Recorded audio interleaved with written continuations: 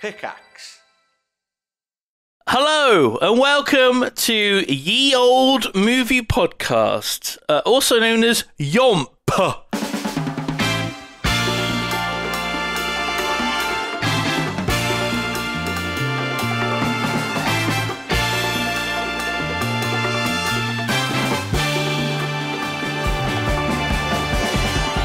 Welcome to YOMP. I'm Simon, the Diggy Hole Man Lane, Honeydew Lane, and with me is the fragrant G-Star Games. Fragrant? Fragrant. What do you smell like today, G? Cats. Always cats. That's really unpleasant. Oh, I'm so sorry. Stinky, smelly cats. Stinkies. No, I love the way cats smell. I do too. I always grab one of mine and I go, I get a good whiff. Oh my. Just do a line like of cat. teddy bear, almost, sometimes. They are. I love them so much. But Brenda's feet smell like What's-It, so I don't... Oh, I don't know Jesus, about that's that. not She's good. got little sweaty hands. You smell like cheese. She smell like Cheesy feet. Who's that other voice we can hear? Oh, that is Boof. Hello, Boof. Hello, my name's Boof, also known as Sophie. So if people call me Sophie, don't get too confused about that. Hi. Fantastic. I'm always conflicted. I'm like, I really want to call you Sophie, but I'm like so just set in my ways of just calling you Boof. A lot of people are. I think even my sister is. Like, she calls me Oh, Boo. God. My mom calls me Tofu. So Oh, I very rarely hear my name these days. that's so Tofu. cute. Tofu. Why tofu? Because it sounds like Sophie. Oh. No, it doesn't. It Anyway. does when we say it. Lay off, Simon. Oh my God. Okay, wonderful. So last week we had episode 0. This week is the inaugural actual episode 1. At the end of last week's pod, as they call it in the biz, we randomly selected a film to watch, and we're discussing it this week. And the film was one of G-Star Games' picks. Yes, sir. G-Star Games. It was Planes, Trains, and Automobiles. It was indeed. And what a film it was. What a film. You want to give a little cheeky synopsis of the film? Go ahead, G. So it's got, for the life of me, I'm not going to remember the actual names characters because all I can remember is Steve Martin and John Candy. Neil Page, Yeah. Dale Griffith. Sure. That good. Yeah. At least you remember. So Steve Martin's character is a marketing executive. I think he works in New York. He's trying to get home to Chicago for Thanksgiving. He's a bit uptight, bit wound tight guy, kind of a control freak, and he goes on his journey from New York to Chicago, and from the beginning of his journey runs into John Candy, who's a very big, lovable, but also very annoying dude. And So annoying. yeah, but he's lovable. I think. Yeah, we'll get He's into got a that. good heart. He does. But yeah, along the way, as you may have surmised, they use various means of transportation to get to their destination. Planes, trains, and automobiles. Spoiler alert. Everything goes wrong on the journey. everything. Every single stage, something Yeah. goes horribly wrong. It does. But yeah, he's trying to get home in time for Thanksgiving, and it's just the whole sequence of very unfortunate events. But yeah, that's the cheeky little synopsis. What did you guys think of the movie? I'm going to be quite scathing, in fact. Oh my! Every time I watch it, I like it less. Which is something. I think it's just American humor. It wasn't made for me. And I think there are better Steve Martin films and there are better John Candy films. I agree with that 100%. What? That I reckon there are at least 10 better Steve Martin films than this. I'm not saying it's a bad film, but I'm saying that in terms of Steve Martin's output, this is pretty low. Wow. Even though it's supposedly his favourite film of his that he's made. Are you serious? How could anything beat the Three Amigos for him, honestly? Or The Jerk, right? Brilliant. Love that. Such a good film. The Bilbo movie. What was the one that was Maybe not that one. Cyrano de Bergerac? Roxanne? That's Roxanne, yeah, that was fantastic. Roxanne. It's The brilliant. Pink Panther remake. Okay, there's the remakes. Okay, Maybe we let's shouldn't. not. Yeah, now you're saying don't- things you don't We mean. shouldn't get into that. You're saying things Father you of the don't mean. Bride Part 2. Part 2. There wasn't actually Oh a my part God. 1 to that. There was only part 2. You know what's so we're going to be doing some trivia, but one very interesting fact about this movie is that the director, John Hughes, originally wanted Tom Hanks and John Travolta. Isn't that insane? That is Isn't that insane. absolutely insane? That I is would have bloody insane. loved that. I mean, so I've rated the film. I rate all the films I watch on Letterboxd, and I've rated it 3 stars out of 5. So it's Oh. fine. It's not bad. I That's thought that fine. was like out of 10. I'm like, God damn, No. Boof. Out of 10, It's Jesus. just an okay film to me. Gotcha. It's I found myself tuning out at times. There's like one bit that made me smile, maybe. Really? I Oh don't know. God! Wow, what was it? Did you not laugh at any point? I don't remember laughing, no. Oh my God! Wow. I laughed 9 times. I made a note. You Do you have a little That's Amazing. once clicker? every 10 minutes. Do you have a Every little- 10 minutes. I'm on going to get you a average. little clicker going, there's one. So what almost made you smile? Maybe. The bit where they are in the car and going between 2 trucks, and John Candy is suddenly the devil in Steve Martin's eyes. Yes, that made me laugh. When Steve Martin turns into a skeleton, he looks over at John Candy, and he is Satan, but like a real bad comedy painted red with horns. Satan. It's like his life. He has a near-death experience. I think that's kind of what happened. Yeah. Oh my God, I don't remember that. I'm trying to think what gave me the biggest laugh. It might have been when we see they're in the back of a truck. It's very cold. It's 1 degree, and that's Fahrenheit. And they arrive at their destination, and it cuts to like John Candy. He's got like ice on his like beard Like or the scene or from eyebrows. The Shining, where they're like Yes. ice Yeah. over. Steve Martin, same, and then the dog in the back. I do also love the has dog. it on. That made me laugh so hard. Yeah. Just the fucking dog with all frost on him, almost Turns frozen out- solid. 1 degree Fahrenheit is minus 17 degrees Celsius. Oof. Oh, Pretty cold. They'd be Pretty dead. cold. They'd be fucking dead. Especially with man. the wind hitting, right? Yeah. Like, that's not even taking that into account. Oh my God. Like, your fridge is like 4 degrees, right? And you think Right. that's cold. Yeah, yeah. But that's Celsius. That's yeah. yeah, I know, but minus 17 degrees Celsius. It's a bit nippy. It's a bit It is a nippy. bit nippy. Yeah, unless Americans do this thing which we do in Britain where we use Celsius for when it's very cold and Fahrenheit for when it's very hot, so we get really big numbers out of it. Because you see the Yeah, papers we where do it's like, do that, don't we? I'll never understand Fahrenheit. I we're really. finally reaching 100 degrees F, and we're all freaking out. I do have a question for you, Booth. If you've seen this film a number of times before, Yes. this time round, did you remember that Kevin Bacon is at the start? I did not remember that Kevin Bacon was at the start. Never, ever. And it's only this one time I wrote it down so that I didn't forget, but I still forgot until you just mentioned it. Isn't that insane? Kevin Bacon racing to get a taxi. He doesn't even say anything. That's what it's even doesn't funnier. He doesn't need to. He doesn't need need to. True. It's very random. There's like a whole bunch of like the guy. I mean, you guys wouldn't know the guy who plays Chuck Chuck's. from Breaking Bad. Yeah. How did Yeah. you know that? You don't even watch Breaking Bad. I knew because I knew that you would notice. Yeah, I definitely know. I was like, oh, Michael DiCaprio McKean? points at I screen. think he's called.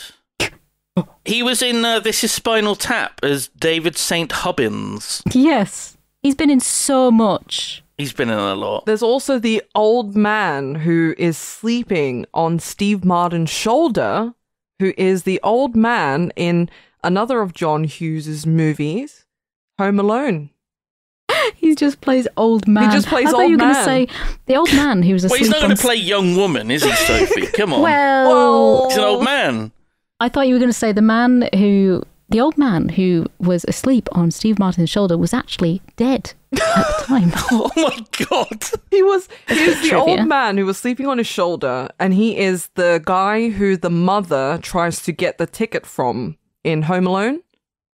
Where she's like, "Oh, I'll do anything. I'll give you my earrings." Blah blah. Blah. You know, she's like trying to convince him to give her So get the he ticket. wanted the earrings so he could play young woman in film. Exactly. Well, that's another of John Hughes' films, so I guess it's the John Hughes cinematic universe. One could There's an old argue. man who keeps going on And planes. he's Stanley. Stanley, exactly.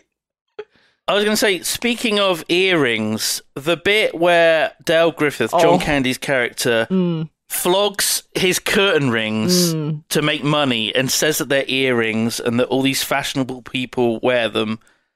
That was genius. That was so clever of him. They do and did look like earrings in the 80s, though. Those big, chonky, plastic. I had a pair, yeah. Oh, yeah, absolutely.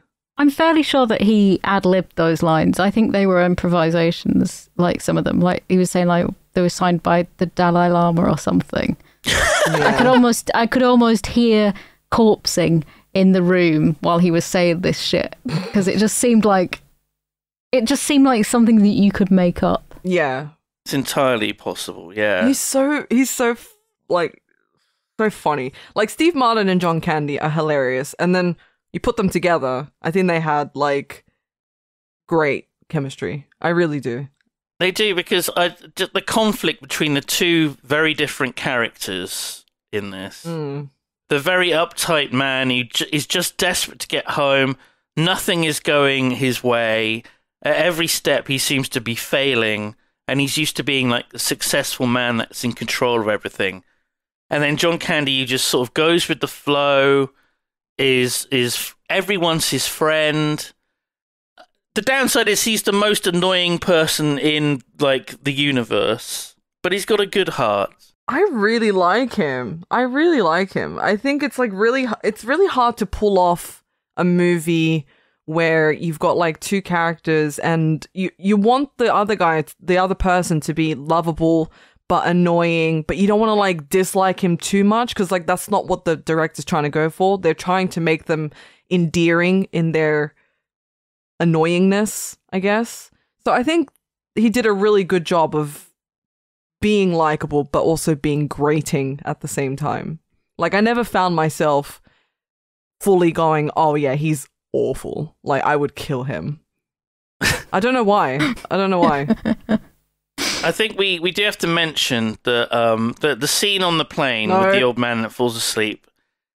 11 minutes, 15 seconds into the film, John Candy removes his shoes and then his socks on the plane, and we see his bare feet.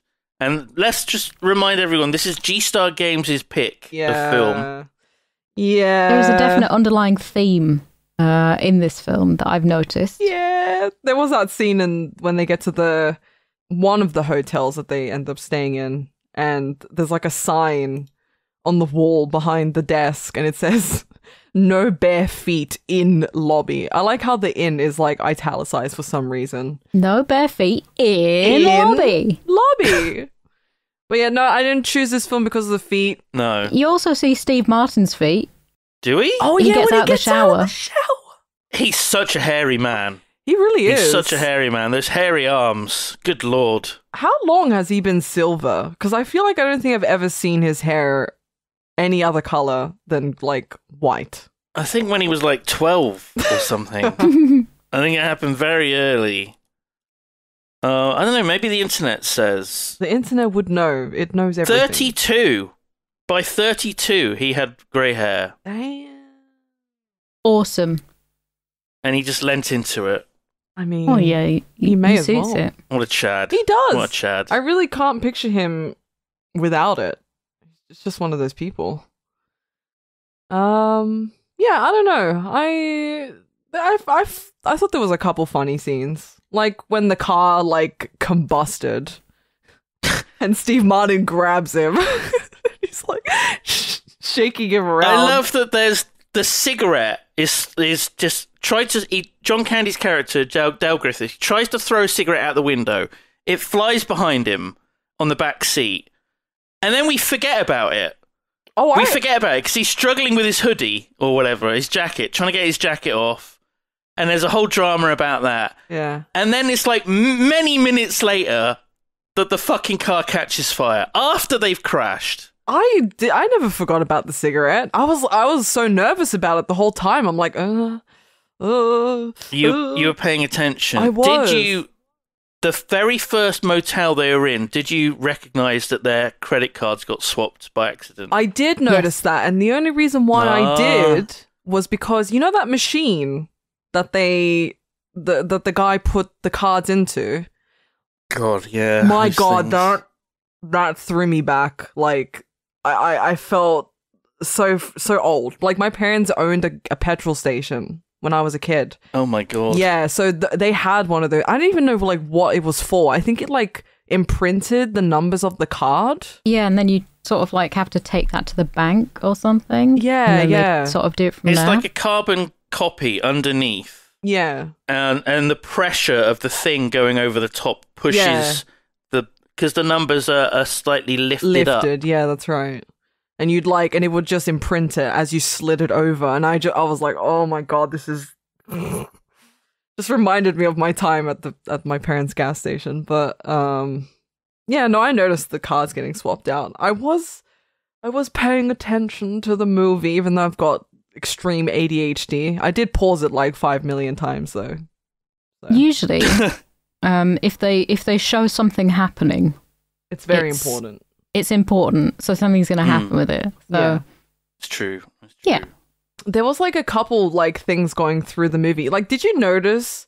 Because I think they changed a couple scenes, a couple subplots and stuff. Did you notice how the wife was like really sus of Steve Martin? Anytime he was like, "Oh, I'm here," and I ended up in Wichita, wherever the hell they ended up, and she sounded like really suspicious of him. Or was that just me? Yeah. Yeah. I picked that up as well, but nothing ever came of it. No. But this film, the original cut was 3 hours 45 minutes long. I saw that. That's mad. 3 hours 45 minutes, and the actual film that we watch was, I think, 92 minutes. Yeah. How? Good God. How? Apparently, John Hughes has like a tendency to be able to write like a what's it called? A screenplay. The first screenplay draft. First draft. Yeah. He's able to write one of those in like a matter of a few days. Apparently, like when he gets going, he can just like bang it out really quickly. Yeah, the hard work is the rewriting it. True. And, yeah. True. Yeah. He loves his holiday movies. Christmas Vacation. Who doesn't? True. Yeah. I don't know. Do you feel like you can watch holiday movies all like any time of the year and be like, yeah, this is fine, or do you need it to be around that? We time? did watch this in April. Yeah, but this is which for is a almost as reason. far away as you can get from Thanksgiving. Yeah. Really? When is Thanksgiving? November? It's November. Yeah. December, January, February, March, April. That's 5 months. Technically, it's closer Then what? than when going towards November. This November. Right. If we delayed watching it, it would have been further until we reached like June, and then it would have been closer again. Yeah, but technically we are That's how time closer. works. Sure. Oh, Oh my God. God. I have a theory about this film. Go on. Okay. My theory is that he actually gets run over by the taxi at the beginning and then it's all a coma dream. And he's just really bloody annoyed in his dream. I thought you were going to say he's in hell. I mean, I mean, it could be. He gets run over by the taxi and he's in his own hell. Yeah. And I had another note right at the Go beginning. see the devil. he does see the devil. Right at the beginning when the kids are at the dinner table and they're talking, oh, Daddy's coming home for Thanksgiving and that, and Grandma and Grandpa will be there or something, or Uncle someone, and is he going to give me a nuggie? Yes, because that's because he loves you. And then the little lad says, why doesn't he give me nuggies? And I expected her to say, because he doesn't love you. But it's because he gives Indian birds or something like that. I did say that. I did write that down. That's what he said. That's exactly what I said to Simon. I had that in my notes, and he goes, "You can't say that, G. I know he can't. We can't say. But what are you supposed to call them? In Australia, they called them Chinese burns. Oh my god, that's even worse. I swear to God, I'm it not makes making no this fucking up. sense anyway. No, like why the. It doesn't make sense. Can't we just call them Welsh burns? Yes, okay, but he gives him Welsh burns instead. Yeah. So yeah, that's okay. Down with the white people. Welsh burns, yes. Oh, it should be Scottish burns because they have Burns night. Burns. Oh, yes. Very good. There you go.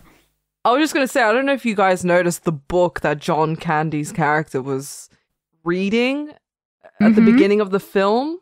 I noticed like a really saucy lady on the cover of it. I think the book is called The Canadian Mounted. Yes. Oh, right. It's actually a prop book. It is a prop book. I was like, is this a real book? And then I looked wish it up. It was. Is it I might have to write it. It looked erotic, which is why I like looked it up. I'm like, is this guy reading smut in the middle of the airport? But I mean, it fits with his character, I guess. It would have been better if he was reading a book that was like how to cope with having a dead wife. And then we would have figured it out earlier in the film. True. That his wife was dead the whole time. That is true. The bereaved young man, how to deal with your wife's death. She's been dead 8 years. Yeah. Yeah. I want to know if he was going from New York to wherever, like, where does he go? I think he just hangs out. He just travels. He's so used to traveling non-stop. That's why he's friends with all these people, because he's always on the road. And he travels back and forth and... Yeah. You know, he does his work, but because he's got no home to go to, he just keeps traveling. Right. Kind of sad. It is sad. I felt like, I mean, especially when he said she was dead 8 years. I'm like, oh, you've been doing this for 8 years, bud? Okay. At least 8 years. Yeah. For all we know, she could have been a bitch, and he just didn't want to be at home. Well, I mean, she did say, he said, oh, you're right. Random generic 80s woman's name, Darlene, I don't remember her name. And then it was like something really nasty. Like he was quoting something that she had said about him being like annoying as hell, basically. How did she put up with him though? She actually killed herself. Oh my god. Fucking hell. Oh my god. Also, that scene where he drops like 60 F-bombs. Oh, yeah, the car rental lady. Lord, I'd totally forgotten about that scene. And then as soon as the F word left his mouth, I was like, okay. Because I thought it was just like a PG. It's or rated whatever, R, apparently. Because of that one scene. Yeah. Yeah. Oh my god. Exactly 1 minute long from when he starts swearing until the attendant ends the scene. Exactly 60 seconds, and the F word is used 19 times. I think there's like a limit of how many F words, how many swear words you can get away with before it's rated a certain thing. Yeah, as well. Yeah, usually there's just one fuck allowed before you go up a rating. He did come across as like his acting in that scene was very like, I was looking at a 8-year-old boy, but like, you know, removing the F words, his acting seemed a bit He's lost it. He's lost it at that point. Yeah, his patience is worn out. He's already an asshole, and this has just pushed him over the edge. Yeah, and he's just ranting at this poor woman, and it's not her fault that the car's not there. No, it's not. I just love the dialogue and the lead up. I think they told her to like just make stuff up. Like she wasn't even going on script there. She was just like, I think he told her to just say whatever. And he was like, how did you do that? And she's like, oh, inspiration from her life or whatever. Dealt with a lot of assholes. Yeah. One other interesting fact, which I thought was insanely bizarre, considering we see the house in like only a few scenes for like not even, I don't know, 15 seconds each time. The house that the family lived in was a set that costed $100,000 to build. What a good use of money that was. Apparently Paramount were like really pissed. And like, honestly, I can't say I blame them. When I first saw it, I was like, that's the Home Alone house. And I checked, and it wasn't. John Hughes loves the Home Alone house looks very similar, but it's bigger. He loves his big bricky houses, apparently. But I thought it was so bizarre to spend $100,000 on this house that barely gets shown in the movie. He must make a lot of money to have that beautiful. I mean, I guess it was the 80s as well. Oh yeah, so. That's the thing though. Like all these American films, they're filmed in these massive bloody mansions and stuff, and it's like, what do these people do to earn that much money and support 3 kids and a stay-at-home wife or whatever it is? It was acceptable in the 80s. That's all I can say. Back then, it was doable, I guess. More doable. So, like 10 years ago, that house was on the market for $1.8 million. Ooh. Good lord. Ooh, I mean, what's that in today's value? I absolutely hate to think. That sounds heinous. Like, I mean, I know he's like a fancy pants marketing executive who works in New York. But I want to know, like, his family's in Chicago. He's in New York. Does he, like, work there 5 days a week, lives there 5 days a week, and then comes home on the weekend? Like, what's the deal? They never explain it. We need to know more about their family situation. I kind of do, because at the end of the movie, they make it out to be this dramatic, like that song that started playing, it was so cheesy. I hate the ending so much. Oh my god! Go on. You didn't cry. No? You didn't cry. Vomitous. It is the worst. The way she goes, "Hello, Del Griffith," and then they have this sort of like lingering hug, and you're just stuck on John Candy's big smiling fucking face, like he's standing there, like, right, what do I fucking do while these two make out in front of me? Literally. Like, it's the worst. It's so cheese. Like, you could have at least had it so that they're sitting down to a nice dinner or something. Yeah, like they walked in and there kid. was like, they were prepping the table or something. Oh, we just see some shots of the food. Oh my god, it was so plastic. It looked good. What? It looked great. Shut your fucking face. It looked fantastic. That golden turkey. Golden? Oh. That thing looks like it's had more plastic surgery than Donatella Versace. It was plastic as hell. Wow. It's true. How dare you? What is true? How dare you? It looks so bad. Like, I mean, They spent the budget on the set. They couldn't afford to have food. Exactly. $100,000 went into that damn set. All right. They had no money left. Did you see that there was a post-credits scene? Stop. No, I fucking turned that shit off straight away. Did both of you miss it? I did. Did both of you miss the post-credits scene? As soon as his face appeared, I pressed stop. Oh my god. I turned off the television. I stood up. I sighed. I put on my hat and my coat, and I went outside, and I stood overlooking a cliff, sighing to myself. Smoking a cigarette. So Booth really liked the film, everyone. I don't know if you can tell. She loves it. 3 stars out of 5 she gave it. That's the kind of reaction that 3 stars get, but you should see a 5. Whoa. Whoa. Whoa. What's the post-credit scene then? What? In case anyone else missed it, it's very simple. Remember the very start of the film, the big meeting room in New York City with Steve Martin and the big boss man looking at these fucking giant photos, trying to pick between like 2 of them or something. I thought said IBS on the in the corner, by the way. It doesn't say IBS. They're not advertising IBS. Try IBS. You'll lose weight or you'll die. Oh, Because God. poison. Yeah? So, the post-credit scene is that man in the office, still at that desk, No. still looking at the two pictures, but he has like a fucking Thanksgiving feast on his desk.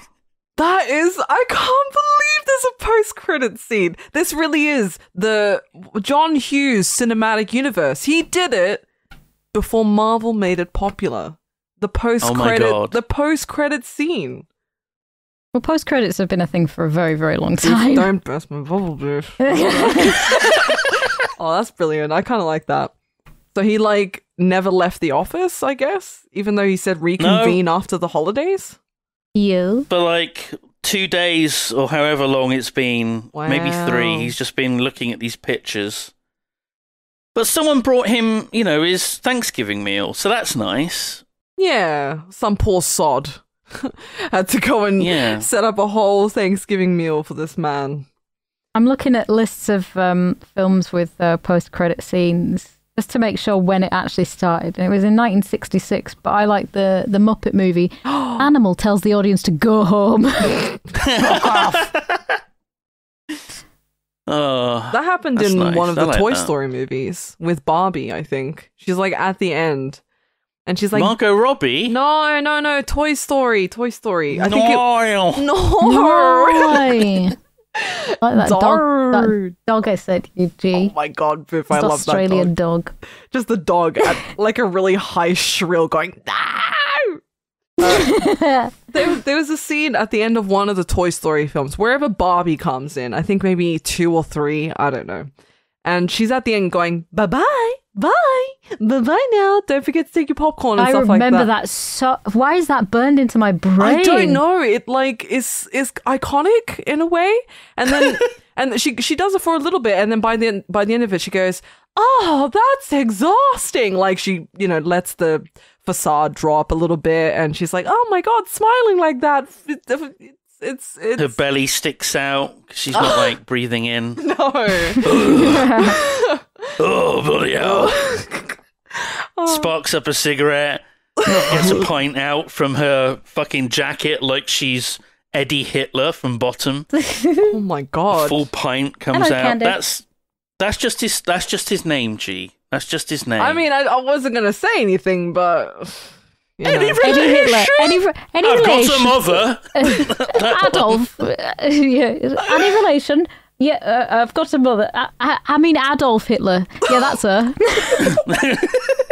oh my god. Oh dear. You gotta watch it at some point, G. Come on. It's very, very Aw. good. Yeah, I know. You gotta. This is the second week running, you guys are like, you gotta watch it. Well, We gotta be like a hive mind. True. True. You gotta all be on the same wavelength. True. We all gotta share that one brain cell. Exactly. my turn on the brain cell. My turn. Oh, Mom said it's damn it. my turn with the brain cell this week. Should have called it. Did you notice John Candy suddenly had a fucking black eye at some point? Yeah, Yes. so I looked at a bunch of like behind the scenes or like trivia type things about the movie, and I think he gets punched by Steve Martin or something. There was like, the scene with the cop, how the cop is like, you've gone the wrong way, blah blah blah. So there was like a whole other subplot to that. Where Steve Martin actually gets out of the car, chases John Candy down in rage, and I think that's where the punch happens. But then they changed it. So much was cut. Yeah, Like 60% or something of the film was cut. yeah, because And that oh my god. yeah, and the reason why I brought up the wife thing at the beginning was that was another subplot. She was actually originally meant to be suspicious of Steve Martin.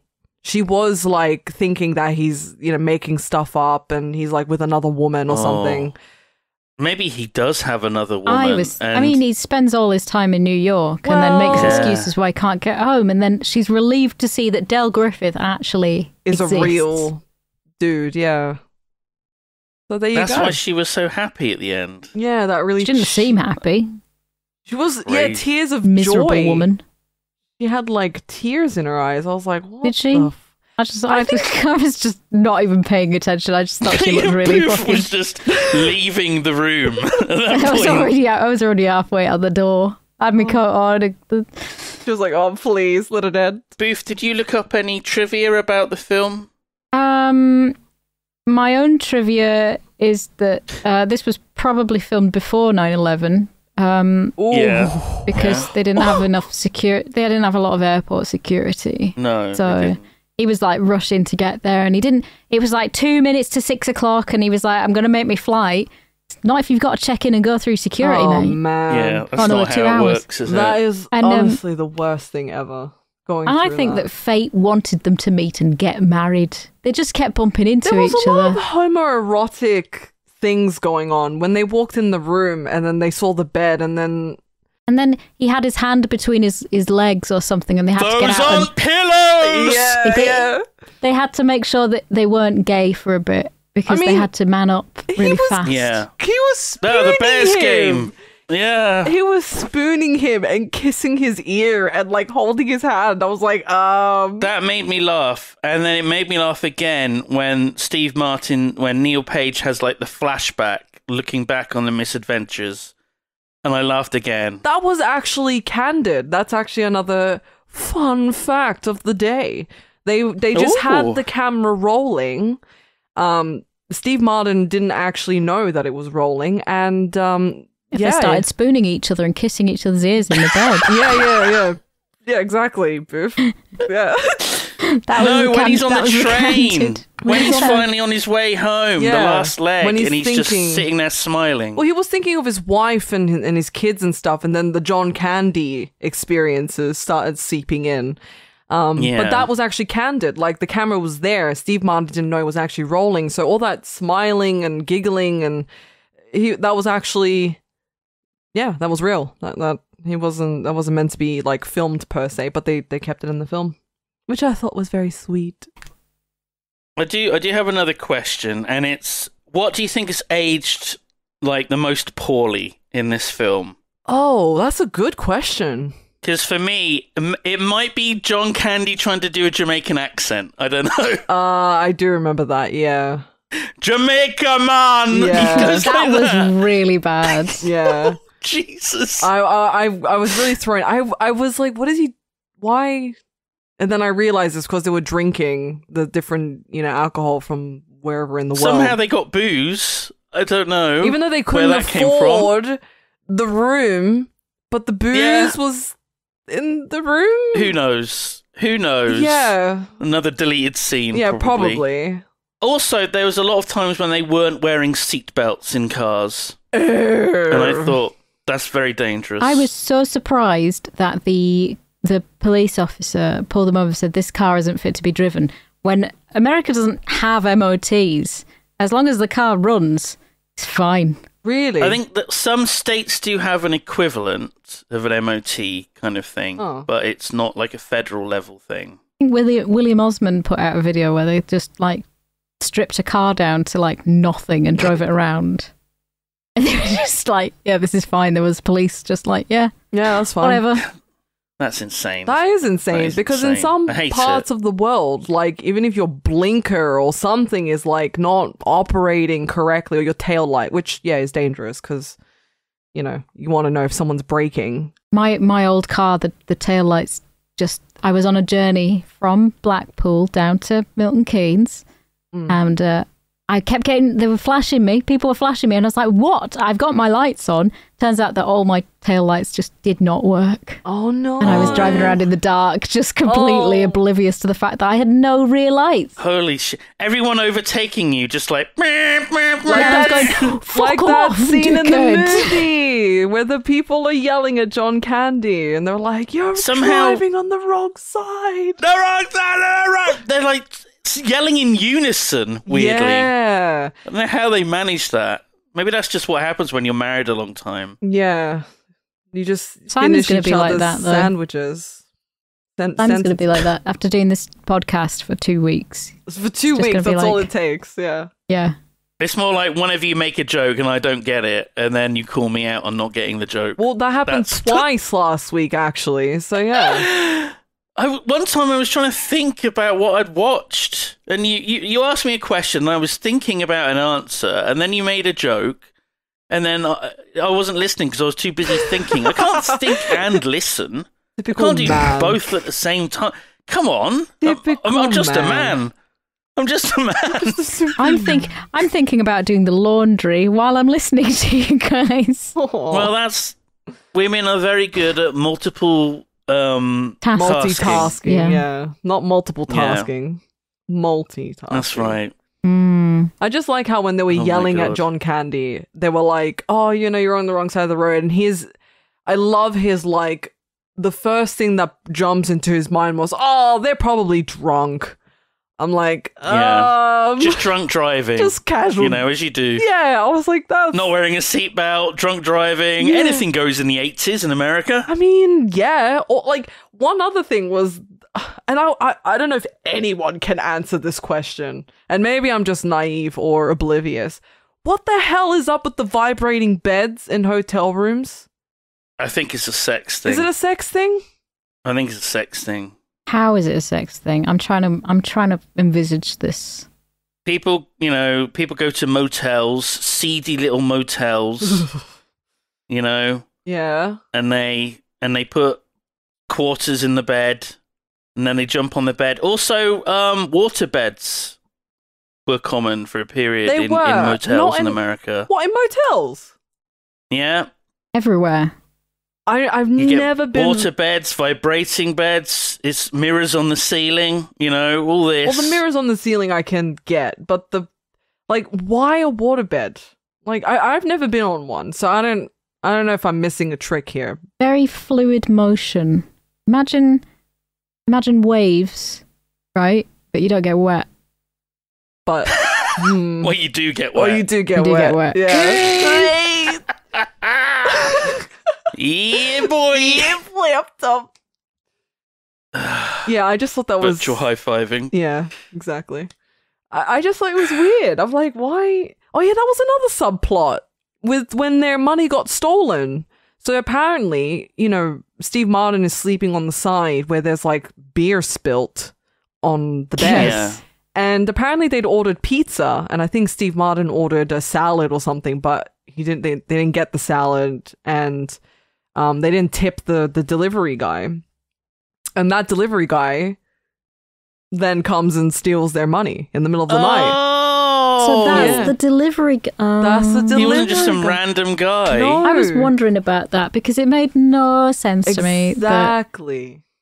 Also, like, I didn't think that did I miss the fact that if, they switched their credit cards? Correct. Right. And one was a Diners Club card. I don't even know what that is. Neither do I. Did that even have any consequences in the actual film? It did, because the car that was completely destroyed was in Steve Martin's card, not John Candy's card. Right.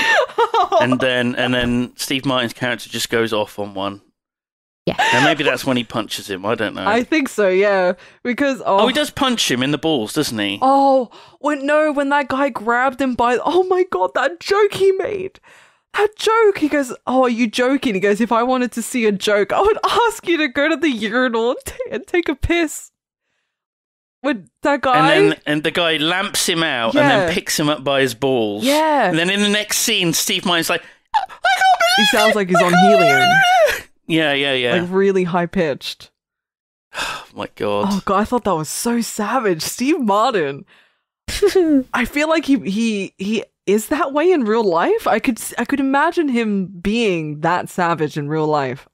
I don't know. What, Steve Martin? Yeah. He's actually just a really chill guy. Like I Beef's thought, met him. Well, I used to follow him on Twitter. I got bored of his banjo playing, but Oh. He actually had a Twitter? What? he still has it, I think. Banjo playing? He What plays the the banjo fuck? really well. He's a very cool guy, but I thought I heard that John Candy wasn't as nice to get on with. Oh. Yeah, Yeah. I follow John Candy on Twitter and he's a real prick.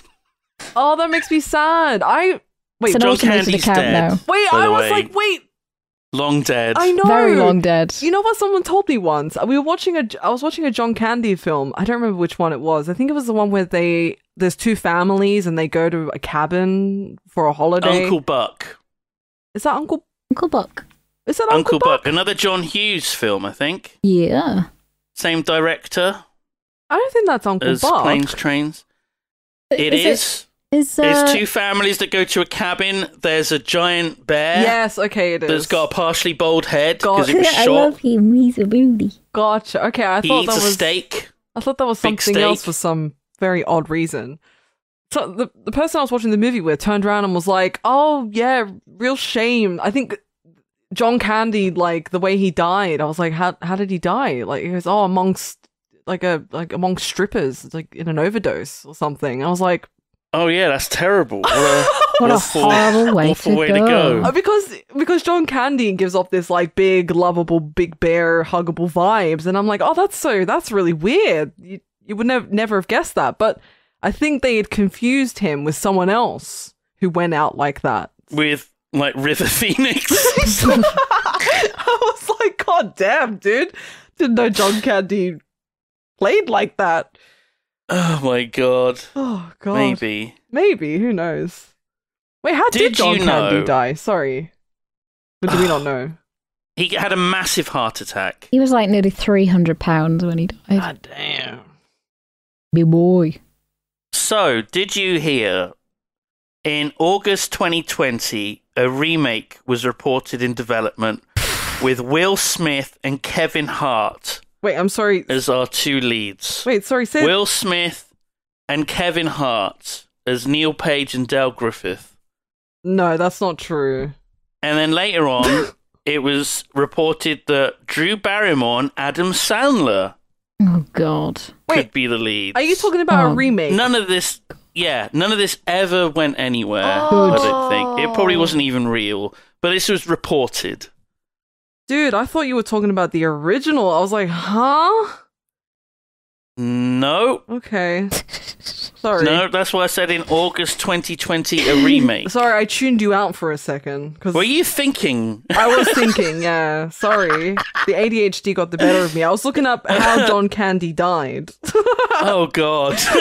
Oh my god! Yeah, that would have been not so good. And I don't think Biff would have been impressed with that, considering how much she didn't like. Thought the first one was pretty average. So, yeah. I would have hated it. I think I she would would have. have. I don't really tend to watch remakes as well, Ugh, I don't blame you. especially when Adam Sandler's involved. Oh, do you not Yeah. find Adam Sandler playing Adam Sandler in like 50 different films funny, Biff? You don't find that funny? I mean, it's certainly a theme that he's got. He's typecast himself. he really has. Certainly has. What film? Maybe people listening might know or maybe have suggestions, but is there any film that Adam Sandler has been in that wasn't him just being Adam Sandler?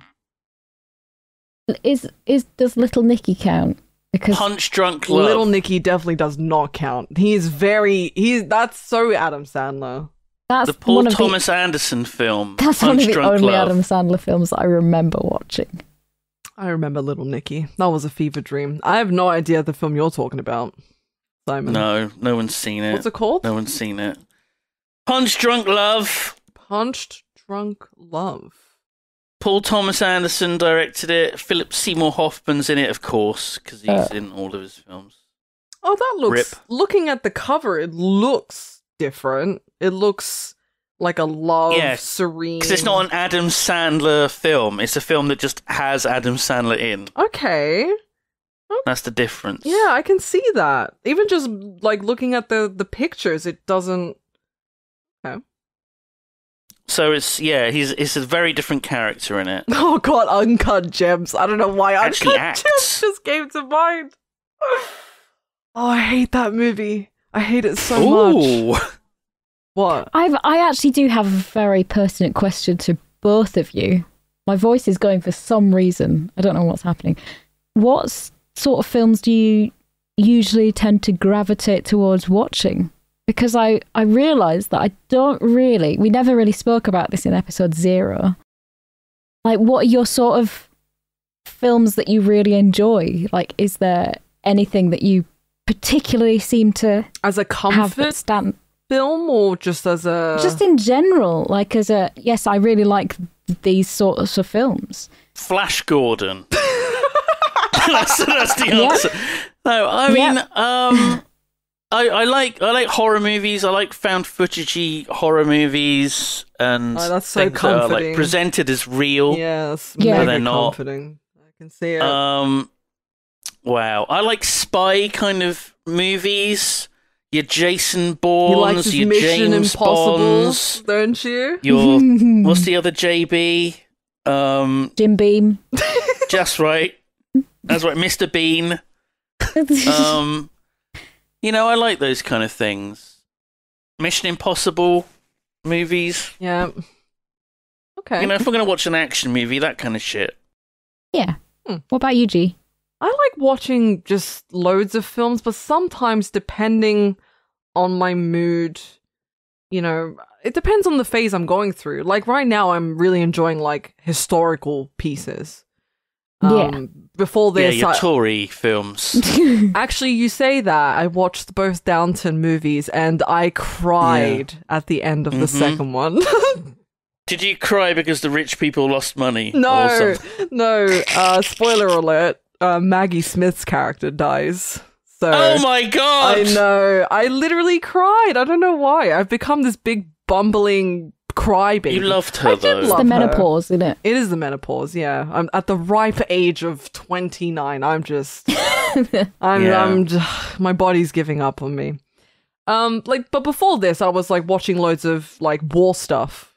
Like God. Like Band of Brothers and The Pacific and Hacksaw Ridge and, you know, stuff like that. So I go through phases where I'm in the mood for specific things. A genre. Like a genre, yeah. But I like my shitty films. Like, just easy to watch, don't have to think too much.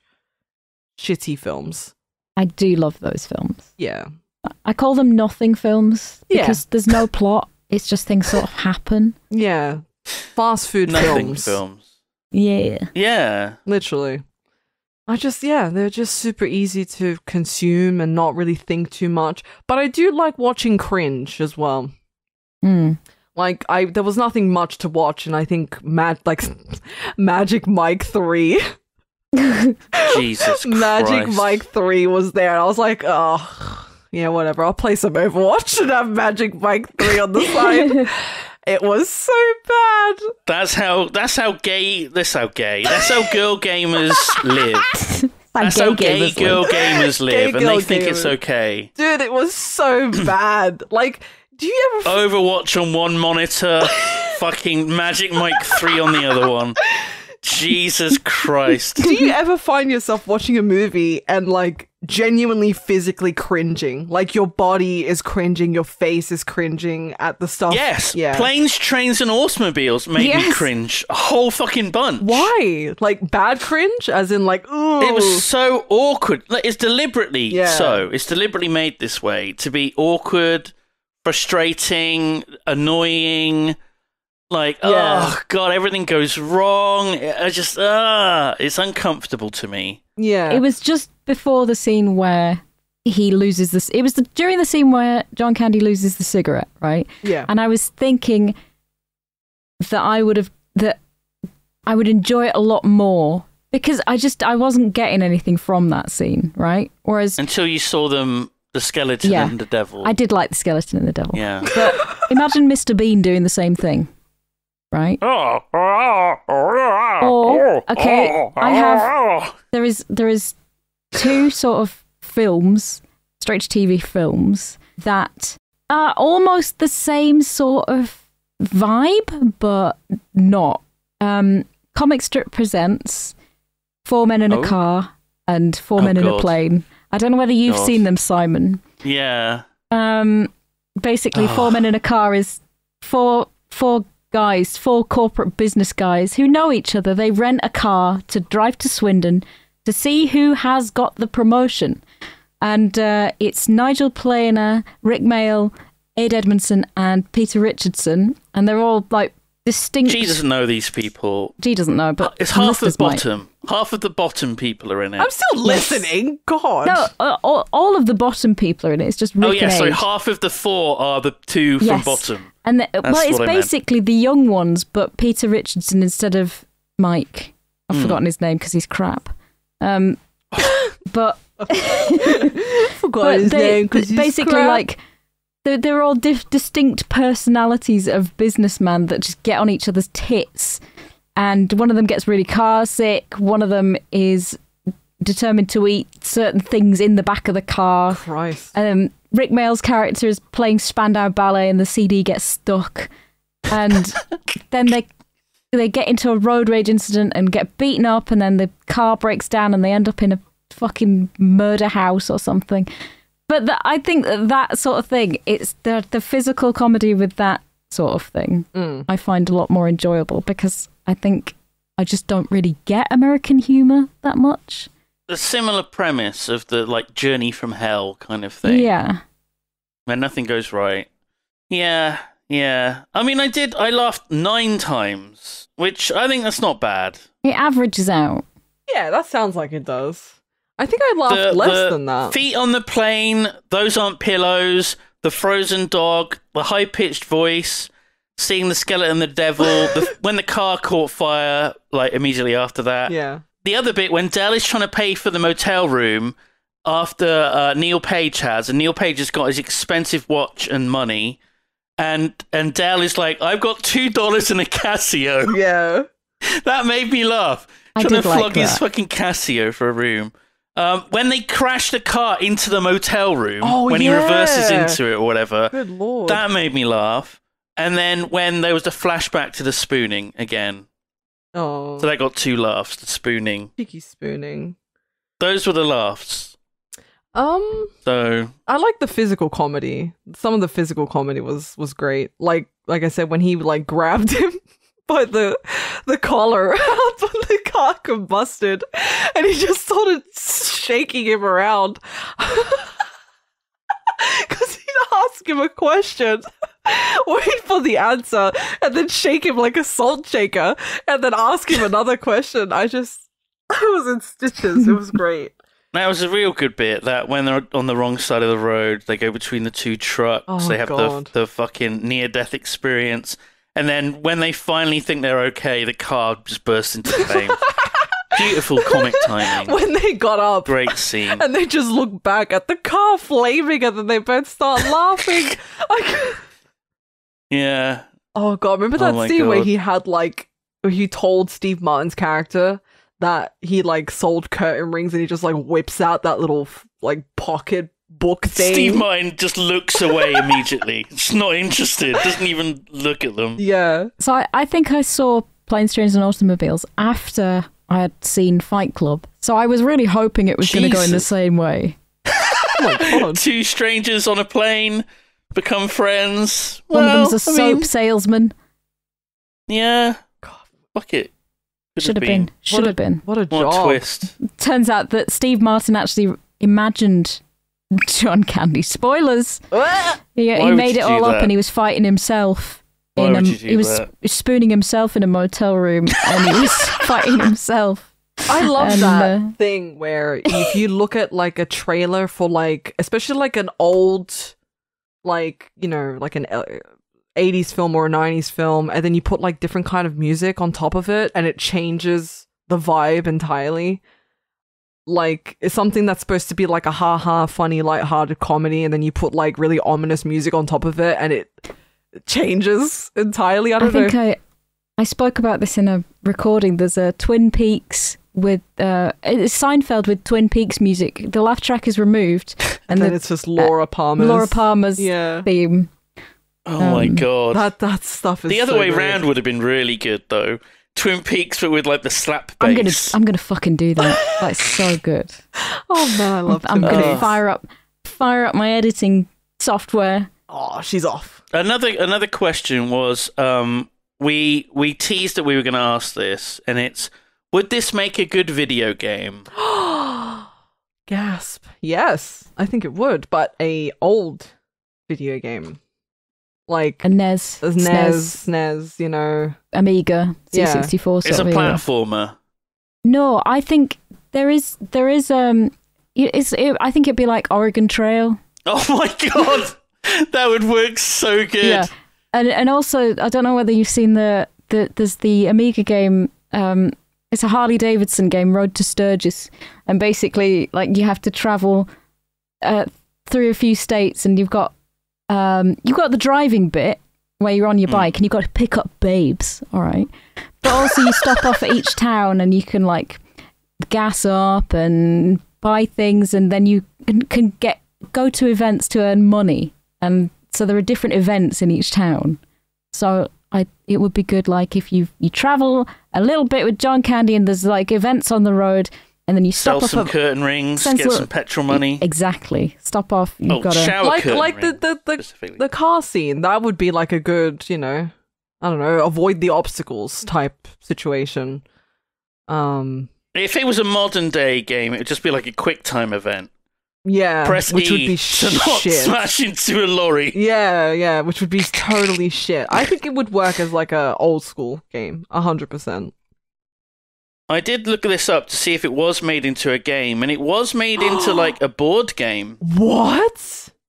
A 2-player co-op board game made by Funko, as in the Funko Pop people, but their Stop. games department.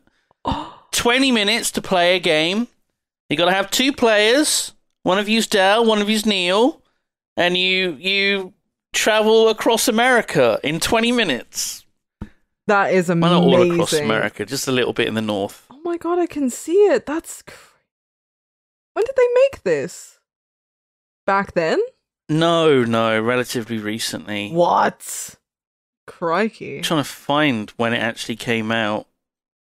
You dreamt it. Maybe it was just a dream. I did find that scene, you know, when they're going to their first hotel, that like car that they get into, the really like, it's got like naked ladies on the roof, like pictures of naked ladies, and like the lights in the car and stuff. I was like, what the hell is the point of this car? But then I was like, planes, trains, and automobiles.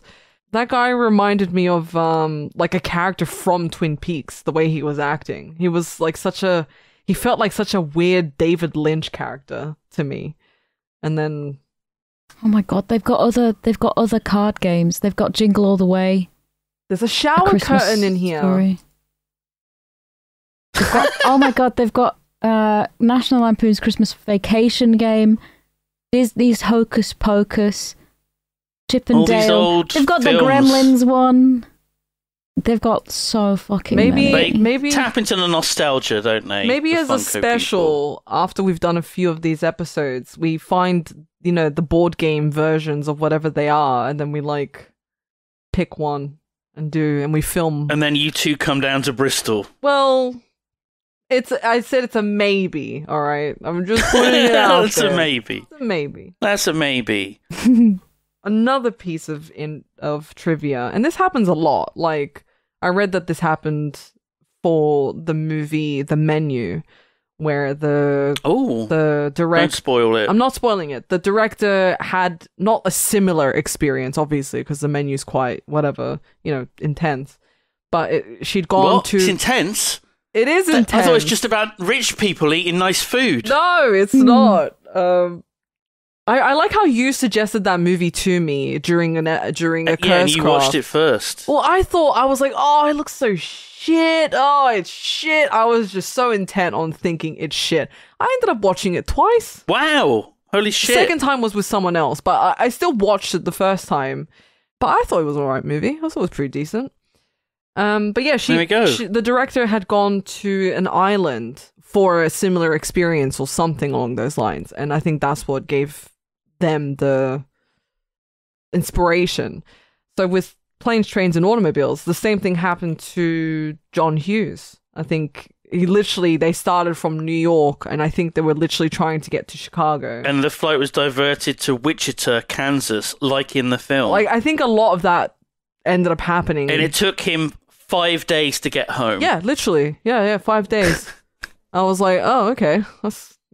Fair Fair. I hate that. That's awful. It's awful. I hate traveling. That would just be a nightmare. The same thing happened to me, but not to like that extent. So I was getting like coming back from Cyprus. Yeah, I had like when I saw like people sleeping on the floor in the airport, and I was like, this happened to me recently. This is bringing up bad feelings. But yeah, they were like partway through the flight, they were like, "Oh yeah, we're not going to Manchester. We're gonna drop you guys off in Austria." And I'm like, "Excuse me, you fucking Austria." What? Upgrade. Yeah. Upgrade. The weird thing about the flight from New York to Chicago landing in Wichita, Wichita's further away. Is it? So they pass Chicago, they go south of Chicago, and they go like another like 50% further. So it's quite out of the way that this flight went. Well, I guess they were trying to avoid that serious snowstorm. Yeah. What a fucking snowstorm. The flight is 2 hours and 40 minutes from New York to Chicago. That's how long it should have taken. What a ball ache. My God. Yeah. Oh, I've got another bit of trivia that you haven't mentioned. Go on. Future Star Trek Voyager star Jerry Ryan was cast as an extra in the bus scene, but her part was cut because she couldn't stop laughing. Yeah, that'll serve her right. She just kept cackling away. She was only 19 at the time. Oh. Kept cackling away, and she was a distraction, and she was just thrown off set, and someone else had that role, even though she's just an extra. Maybe there's just an empty seat, and we're like, that's where she was. Well, I thought maybe she would have been the woman, like that couple that were like basically. Also, I don't know if that was like a joke there, because like at one point they were making out intensely, and then Steve Martin looks over at them, and they're like proper going for it. And then they look and they're like, "Oh, take a picture, it lasts longer." And then John Candy starts laughing, like, "Oh, you got busted." And then they're like, and then they both light a cigarette. Yeah, as if to say they'd just had sex. Just had sex. Yeah, yeah. I was like, "What? What have I missed?" Was he inside her? I don't know. What's going on this bus? Yeah, I was like, the sex bus. The sex bus. That's a standard. Oh God. Oh.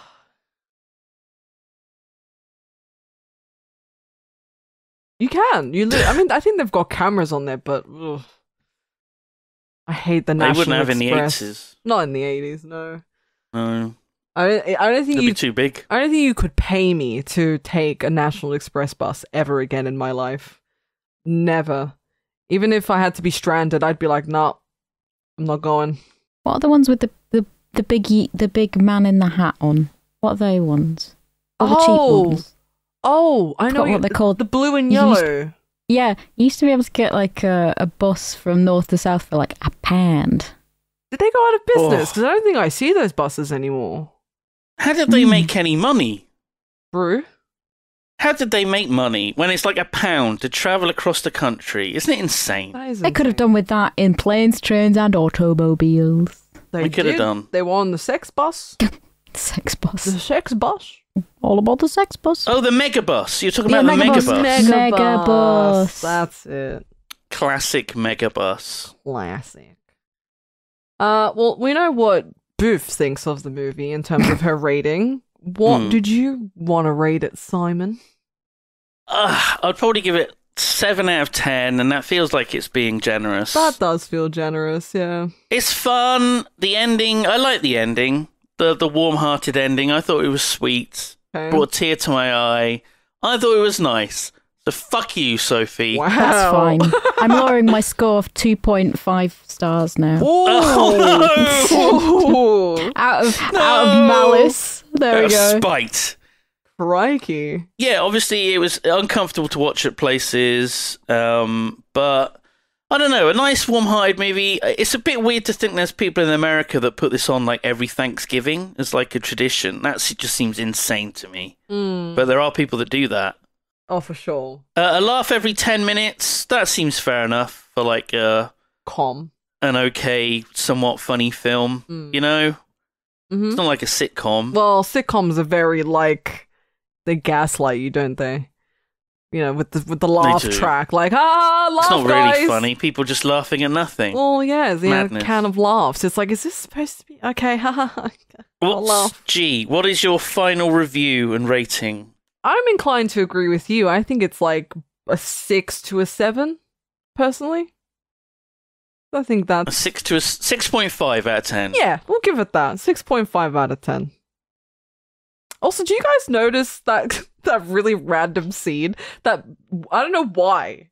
It reminded me of Booth. There was like that old man holding a box with 2 rats.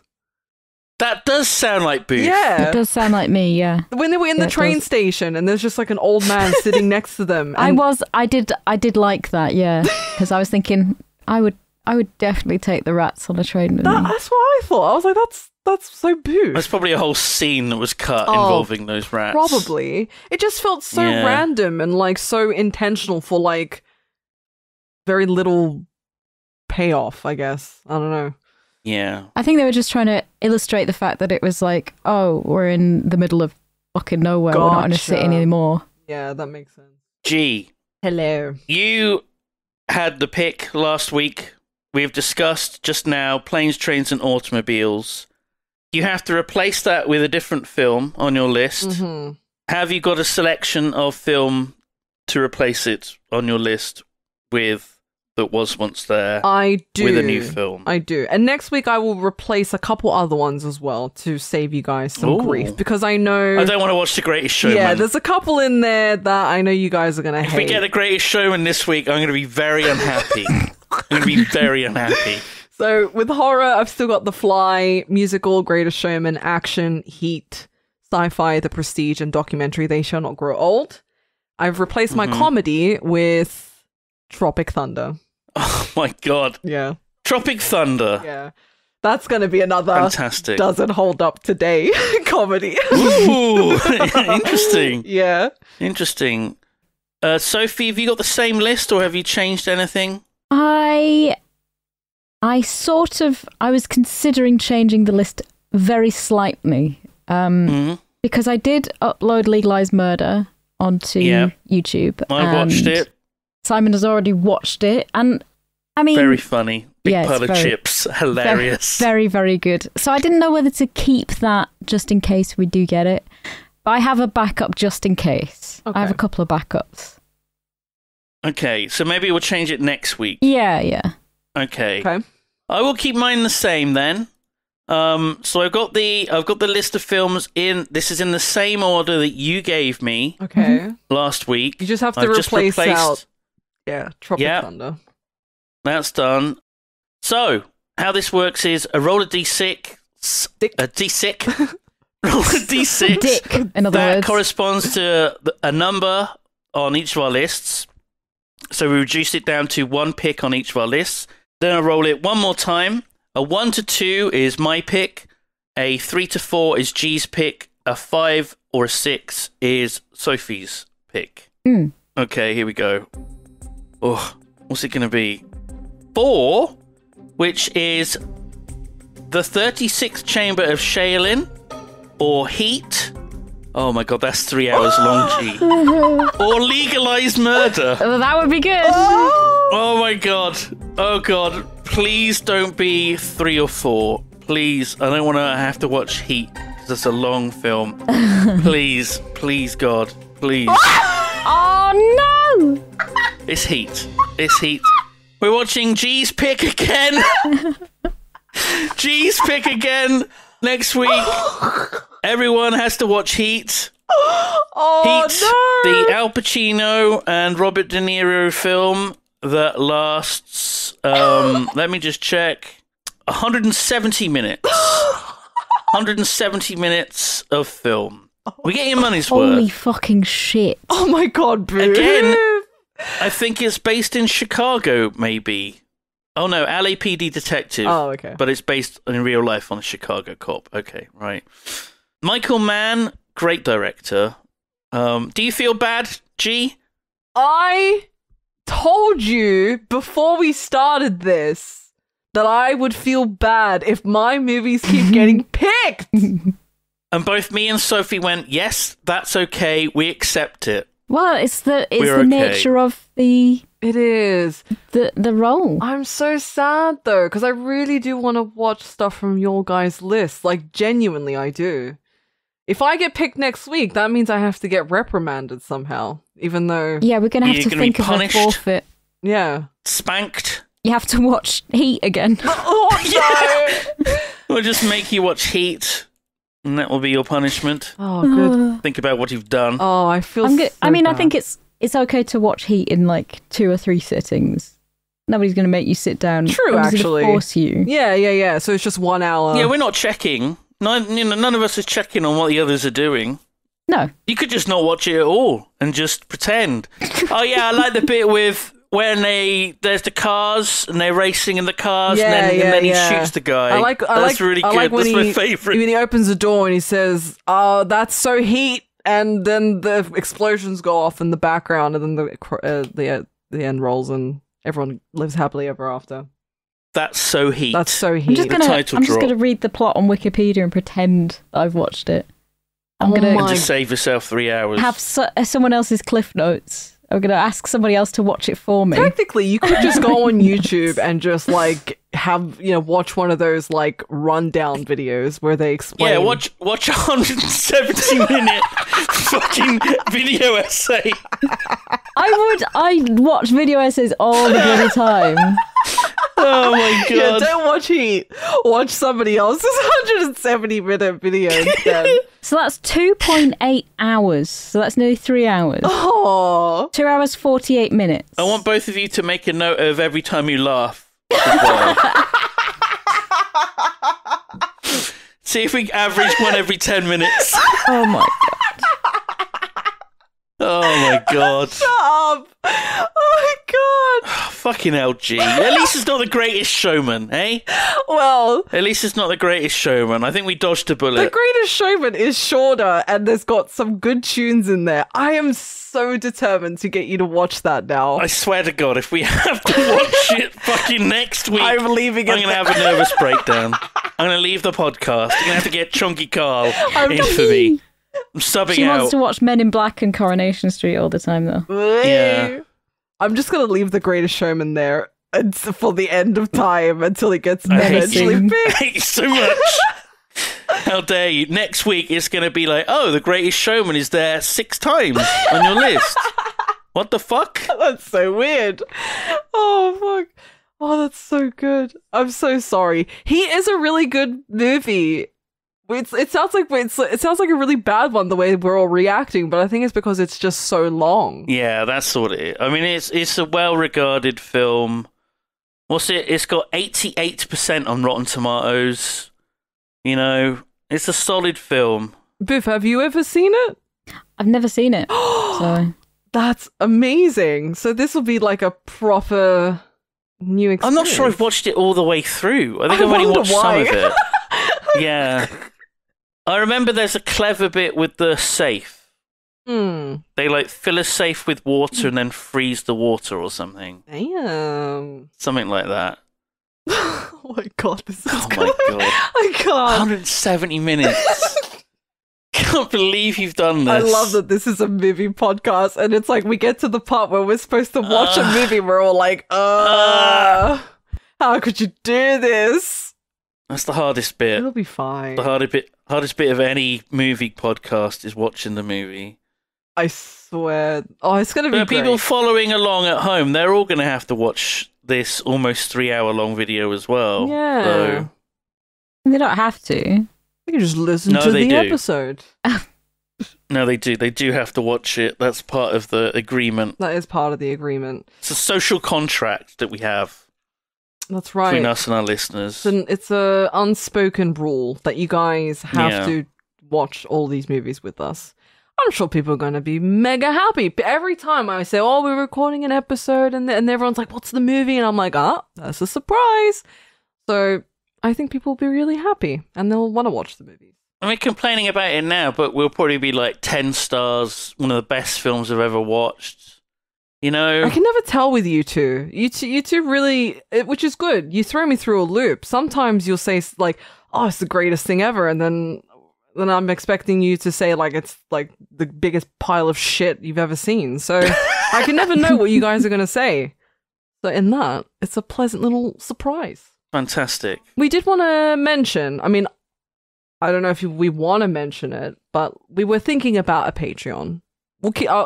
Just going to mention that there's a possibility of like extra content, you know, from YOMP, whether that might be just like a random podcast episode where we just waffle on about just anything and everything. Won't have to be specific to a movie, but it'll just be for people who just might want to support us that little bit extra. We can call it YORP. Ye old random podcast. Yeah. YORP. The spin-off. The spin-off. YOMP. YORP 2 Electric Boogaloo. Oh my god. We should put that on the list. Breaking is a good film. Is it Breaking? Breaking 2? Breaking. Isn't that the other one? No, that it's they made at the same Breaking time? 2 Electric Boogaloo. That's a good film. Good film. I've got it. Oh, because it's the Lambada film. Was at the same time. That's what it was. They had Breakdance two 2. competing films that involve dancing. Lambada, the Forbidden Dance.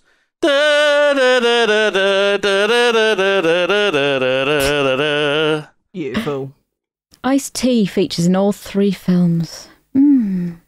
Oh. Do we want to wrap this up with, like, I don't know, how do we say goodbye? Goodbye. Goodbye, everyone. Thank you for listening to YOMP. Please make sure to tune in next time, For more YOMP. where we discuss heat and how sad it makes us. And how many times we laughed. Yeah. Oh my god. Catch you guys next time. Goodbye. Bye.